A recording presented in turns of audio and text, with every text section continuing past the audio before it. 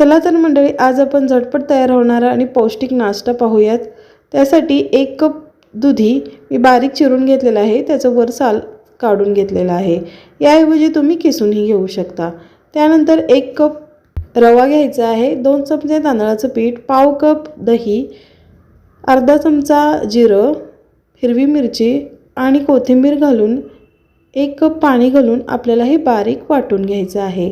बारीक वाटून घेतल्यानंतर 10 मिनिटं झाकण ठेवून फर्मेंट होण्यासाठी ठेवून द्यायचं आहे। 10 मिनिटांनंतर आपलं पीठ अगदी चांगलं फुगतं। त्यामध्ये चवीनुसार मीठ घालून तवा तापत ठेवून त्याच्यावरती पाणी शिंपडून कापडाने पुसून घ्यायचं। नंतर 1 चमचा बॅटर घालून चांगला पातळ डोसा तयार करून घ्यायचा।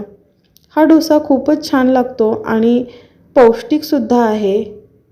5 ते 7 मिनिटांनंतर डोसा चांगला भाजला जातो तर काढून घ्यायचा। चटणीसोबत किंवा बटाटा भाजीसोबत अप्रतिम लागतो।